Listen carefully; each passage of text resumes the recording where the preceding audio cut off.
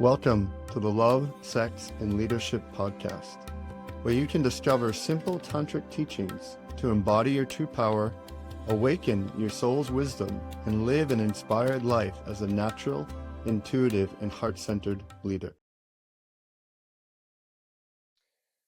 Hello, everyone. Welcome to Love, Sex, and Leadership. I'm very excited to be here at Juicy Land with these two dear brothers in my life, Blake Zealear. Nice to see you, Aaron. And Dreki or Jack, and both men who have been doing a lot of work in men's work. Blake's been working in this field since 2017 with men. Jack and I actually met in a men's retreat many years ago, and all three of us have a lot of both experience and enthusiasm and inspiration for supporting men to get more out of their head and into their body, into like the aliveness of what's alive inside of them. So I want to take this time to have a dialogue, have some sharing, have some conversation around especially the leadership of what it means when a man is embodied and alive and bringing that level of inspiration into his life. So questions I'll start for both of you, and maybe Blake, you want to start? Like, Sure. What's your big why in men's work? Like, what's the why that drives you to support men in waking up? Well, great question. First answer really is to give back. You know, I lost my father at a pretty young age when I was still in my 20s. And it was like my experience of becoming a man was incomplete. And I didn't really have anyone to look up to help me kind of like finish the job. And of course, there were things that I would not have been able to learn from my father anyway, but nonetheless, that absence really like drove me to find teachers, to find mentors, find men that I could trust who would, you know, older and further down the path than I was, but also who had like learned the hard lessons of life and could transmit those lessons to me while I was still trying to become comfortable in myself, still trying to accept myself as a man. And receiving that medicine from the mentors that I found was so life-changing and really just helped me to anchor in my being and anchor into self-acceptance and self-love in ways that changed everything. So my first answer to that question is just the I've received such tremendous benefit from this work that being able to turn around and gift that same medicine back to other men is my biggest why. I love that example because that's really a living embodiment of like having to go through the teachings yourself to feel the impact to then want to give back to another. Absolutely. I think what sometimes gets me is watching people trying to make change, but they're not actually embodying the change inside themselves. So, and I've seen you through the years, and it's been beautiful to witness your stepping into your leadership and really being a model for men to lean into. So, thank you. I suppose if there's a part two to that answer or to that question, it's that there is a particular type of medicine and magic that I've experienced in groups that are all men that just can't be reproduced anywhere else.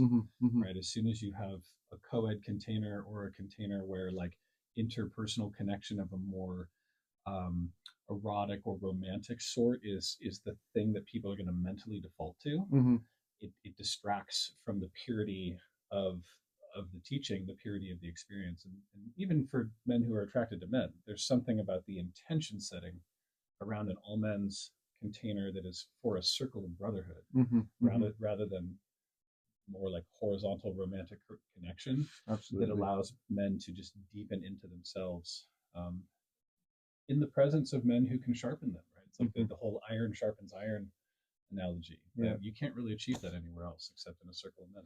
With men that are being vulnerable and dealing with the challenges of power as well. Exactly. How about for you, sir?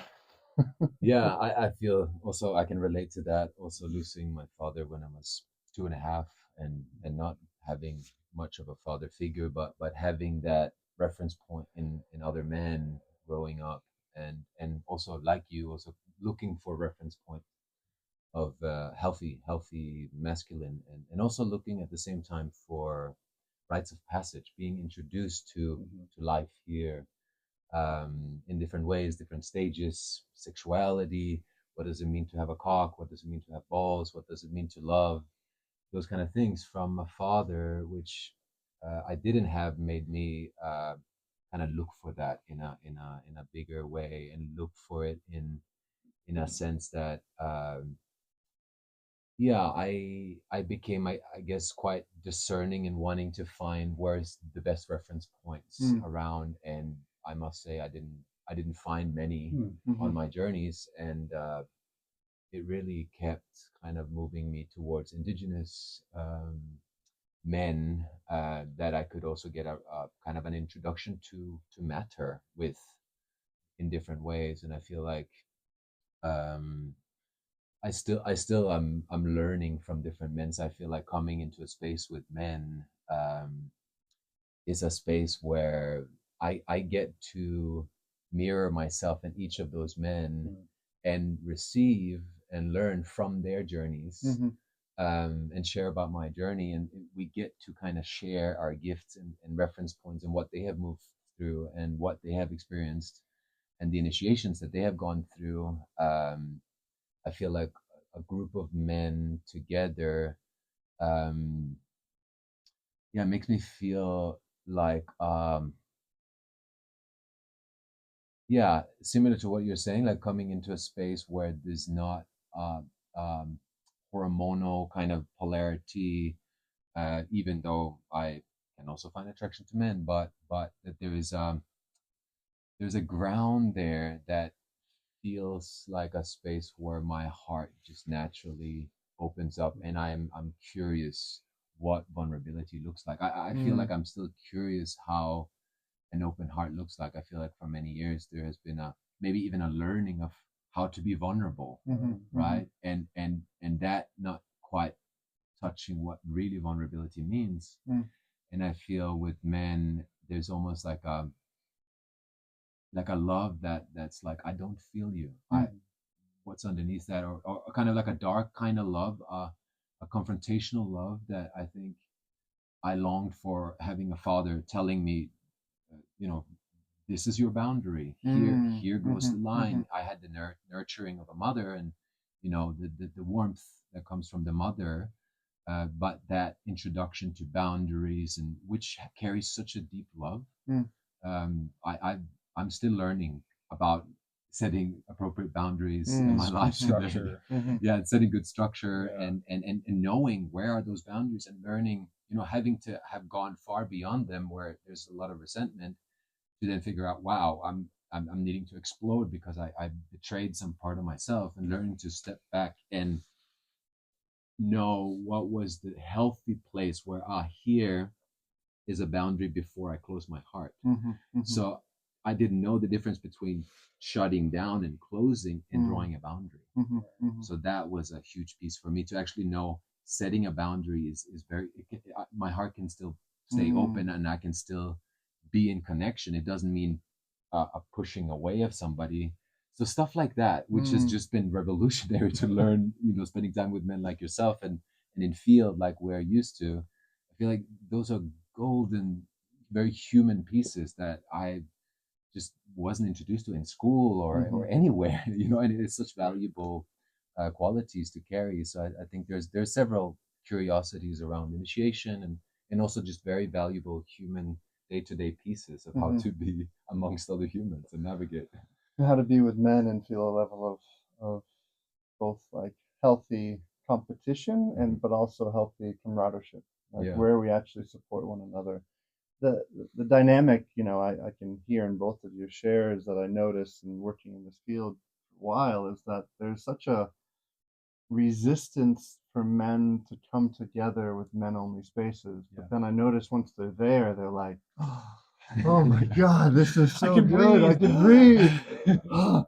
And so I'd love to actually name and speak into that resistance. Yes, please. Yeah. Because Let's do that. that resistance, like I notice it, in running these men's initiation journeys for the last 7-8 years, really, I've seen like men that are so resistant, then they come and they're like, oh my God, I should have came like 2 or 3 years earlier. Like I remember it just came in my brain. There was a brother who's in Bali with me a few years back, who the year before was going through relationship challenges and all these things. And his relationship fell apart, and the following year he came, and he remember at the end of the training he looked at me, he's like, if I was here a year ago, that relationship would still be alive. Yeah. And I could feel the sorrow and like the sadness. And it's a funny thing because he's very straight, he's in relationship with a woman, but there's a level of maturing inside of him that happened in that men's only space that allowed him to go back into relationship with his beloved more mature, more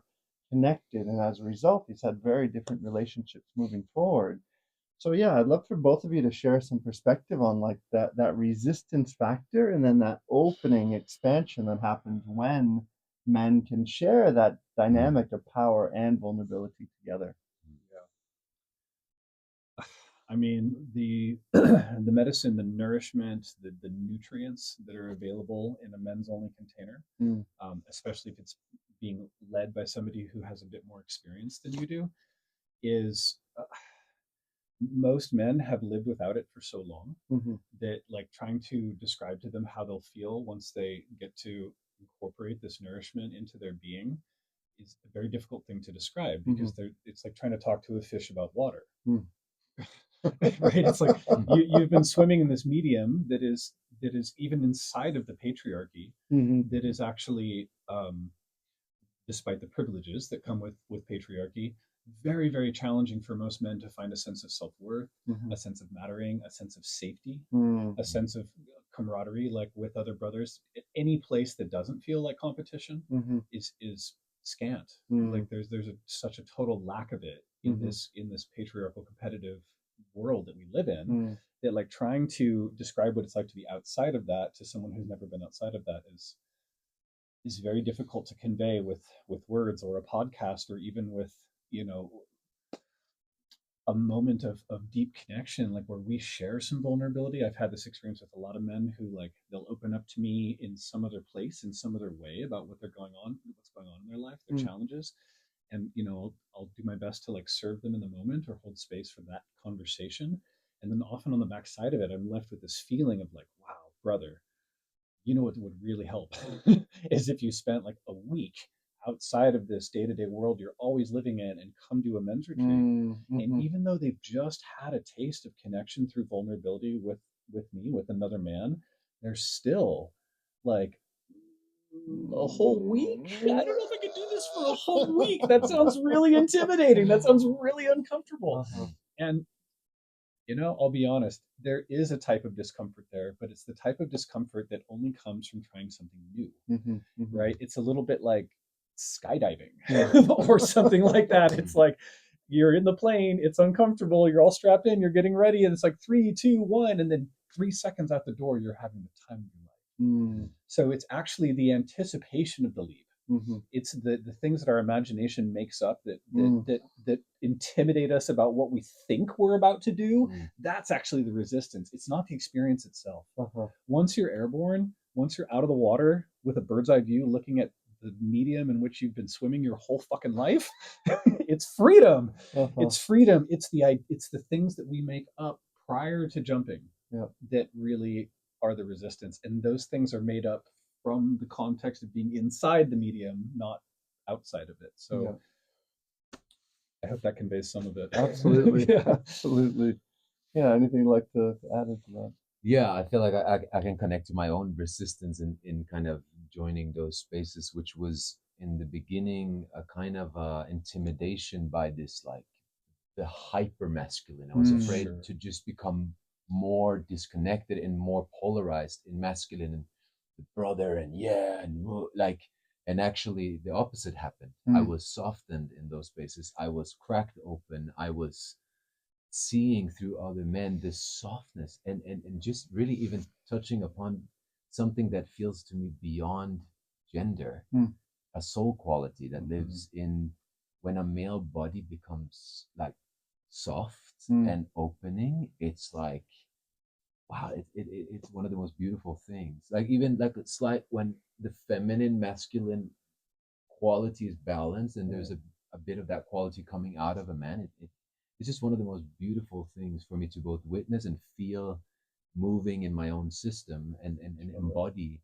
And I feel like, going into the men's journeys finding out that it was a lot about cultivating a relationship to my feminine that I then wouldn't externalize and in a way try to cultivate in someone else and be in a relationship with an idea or something that I wanted someone to be, which is basically the longing I had for my own feminine or for that piece of my soul to integrate, for me to be in a certain wholeness, to then be able to meet the female and not externalize pieces and wanting her to be in a certain way because actually I was wanting to incorporate those pieces. Mm-hmm. I think that's one of the most valuable things that I brought from men's work is really, you know, my little girl, my maiden, my mother, you know, my own motherhood, my own cronehood, Mm-hmm. And beyond all of the, you know, the feminine masculine qualities, really a quality of soul, Mm-hmm. Union. yeah, and union inside, and then being able to then meet a brother and a sister and beyond another soul, another human being in life from a very different place. So I feel like there's a value in this work, and there is a body that we are in that has certain hormonal structures, and we have a penis, and we have balls, and hair on our chest, and it just, and you know, beard in our face. It just comes with certain hormonal qualities, and I think for us to come together um, and share in that space is very integrative. Like it's a very, for me, um, I guess also it depends what people bring with them to such journey. Sure. You know, I feel like there's a space for bringing anything in. You know, if somebody's really in a crisis mode, it's a place to come and collapse and break and completely be supported, uh, putting the pieces back together and knowing direction or knowing how to navigate a certain relationship. Or, you know, I feel like it's a space that you can bring the core pieces that is not possible in many other places. You know? That reminds me of something I feel is crucial for this conversation, that I think for a lot of men who imagine going to an all men's container who have never been there before, one of the things they make up is that it's a bunch of alpha men telling them how to be better men, right? Like the way you are is not enough. You're an inadequate man as you are. So come and let me tell you how to be an adequate man. And it couldn't be further from the truth. It couldn't be more different than that. Like all the men's work that I've participated in and taught myself has been much more focused around what you just named, Jack, of like bringing all that you are, including and especially the messy, unintegrated bits, and letting all of that come to be loved, accepted, and included and integrated into the whole of who you are. It's not about changing who you are, it's about creating a bigger embrace of acceptance around everything. Yeah, and you know, for myself, coming from kind of a military background where there was a lot of that driven, and it's funny to see men coming into men's spaces trying to only bring that energy. Like I was doing that when I was 18. It's just like it's a very old school mentality. And the thing I really hear in both of this and makes me think of, you know, recognizing that the most undeveloped feminine is in a man's body. And really these spaces are holding for men to be stronger in their alpha, but that's a direct relationship to the depth to which they know their vulnerability and their feminine. And without these two kind of meeting and supporting one another, then a man is meeting then his relationships in his life trying to be over alpha, but inside there's just this tenderness saying like, see me, I'm here. And then the man feels disconjuncted, he feels like he's not quite whole. So that level of the feminine development that happens in these spaces, to me, if that's not part of a men's space that is happening, you need to find a new men's space. Like it's just very, it's like if it's only one way, you're not having the whole picture. And for myself, like there was such a fear. Like the first time someone said that there was a feminine energy inside of me, I was like, fuck off, like no. But then I realized that there was a deeper voice that was leading me towards more integration. So I'd love to like dive into that a little bit deeper, because this feminine piece for me, I think, is what men are most often, even underneath the surface of the two alpha. Like what happens if I'm in a space and I'm really actually held in my deepest vulnerability? Like what can I actually break down that much? Can I trust the men around me that can hold me in my deepest vulnerability. Okay, I realize it's not all alpha, but then I watch this question happen in men layer by layer of like, can I really bring that piece inside that for most men have probably been sitting on for their entire lives because they're terrified of it themselves. So why on earth would they feel comfortable enough to bring it to other men and feel and this is why when brotherhood gets built, and I can even feel that with both of you, there's like a trust that happens through time that allows us to bring those pieces and to know they're not judged. So I'd love to, yeah, hear some thoughts, reflections, like in that trust piece, especially for those deep core vulnerabilities that often I feel like is the reason that men do things all alone and they become the lone wolf, because underneath all of it, they're like, I can't trust anyone with the deepest core vulnerabilities inside of me. Want to take that one first? Yeah, what kind of rings in my system is this piece around vulnerability as weakness. You know, like that it's kind of perceived as weakness, where I've experienced again and again and again when I see somebody being able to expose their challenges and expose their uh, where they feel inadequate in certain ways, where they feel they need help. It is the most inspiring thing for me to open in the presence of somebody doing that. I feel they are giving me their trust. Mm. And so I am so in my space opened to give them back trust. So it's like a back and forth, giving more trust.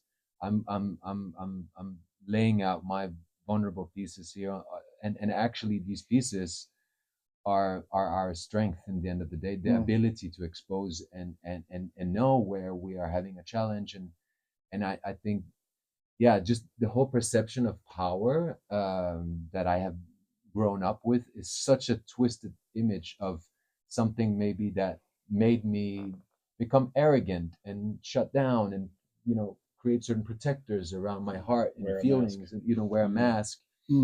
Where when I kind of dove deeper in that direction, I found that the man that I have the deepest of respect and love for at this point, and that I'm so inspired, and I feel I can truly call them somebody that I will follow their lead, is men that carries a tremendous humility and a tremendous connection to the body, to the land, and a reverence to other human beings. And they carry an ability to relate from a very human place. It's not distant. It's not something mysterious. It's something that just goes to touch some very mundane pieces. And I feel like this humility piece was really something I also found in indigenous communities, in the men that held dignity. So it was not like a letting go of power and being overpowered kind of humility, but it was a humility that had an openness and a space in their heart for love towards others, and always a respect. Even though we would disagree or have different opinions, there was a deep respect. And so these kind of qualities were mysterious to me. You know, as a child, I thought we had to become strong and you know, had no weaknesses, and you know, like these perceptions as a little boy, and that created like an arrogance in me and a distancing. Toughness. And a toughness was the very pieces that when I melted those, I found really some of the pieces that had value in me establishing connection to other human beings, and that actually was valuable connections in spaces where a person I didn't even know for more than an hour, or you know, throughout a couple of days, was somebody who helped me crack, just because they held a certain quality of a mirror, and because we all came together and decided this is a space where we can be vulnerable. And it gave a permission to everybody that I received something from someone that I couldn't maybe receive from another mirror of a male body. So I feel like there's a magic in the space of having different journeys, different kinds of male archetypes, different kind of personalities, that we can learn the exact piece that we're maybe sort of looking to learn more about, I think that is what I experience in the quality that is in those spaces that we are in, that we're familiar with. And yeah, I think for me, the trusting piece is also to the level of the body, because I feel like, yeah, we can trust that we can navigate all of this in the mind and we can establish ways to relate emotionally. But I also felt like there was like a dropping into my animal of like, ah, we can be in the body together and be in the land, and there's something that can land all the way into the body, made me feel trusting towards a male space that was not just going to make me more hyper and penetrate more ideas into my mind. Right. It was actually going to help me come into my body as a soul and help me listen to what lives in here, not just copy or learn from others and take that on, but find out what does it look like when I'm actually really in my body, and what comes out when I'm all the way in my balls, in my anus.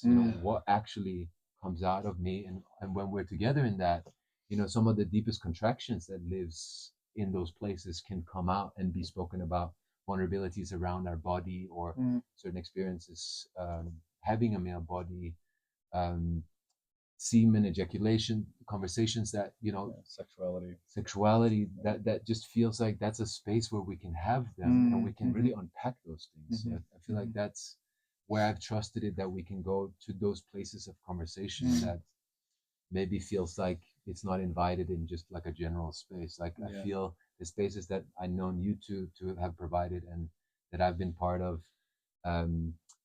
doesn't there's nothing that isn't welcome there.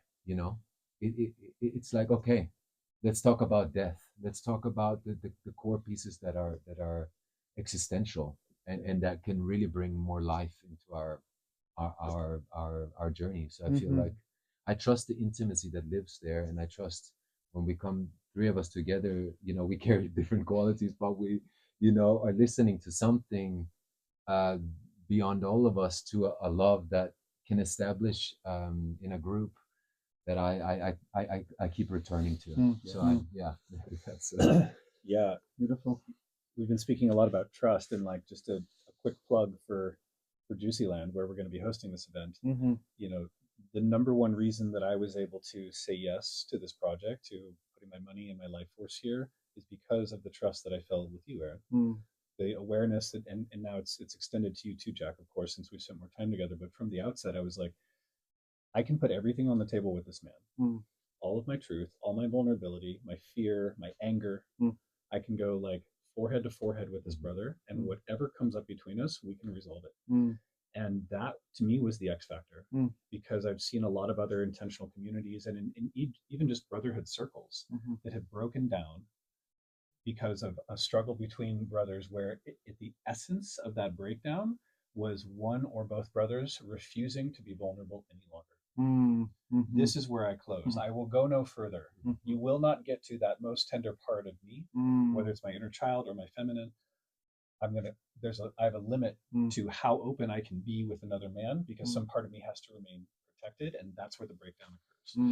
And to any of your listeners or viewers who are less familiar with this language that we're using around the feminine in men, I want to, that's like the tantric language for it, but like I want to put a more pedestrian way of describing it, right? So the feminine in any of us is the part of us that feels and expresses and creates. That's enough of a description. Beautiful. So as where men are concerned, the part of us that feels, we're talking about our emotions.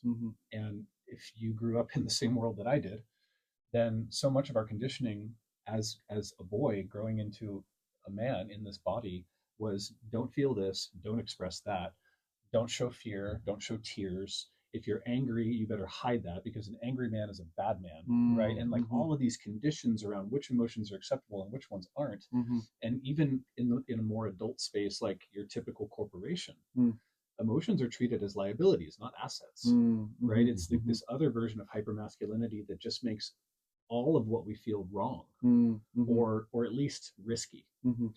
And I loved what you said, Jack, about like listening to what's coming up and through in the body.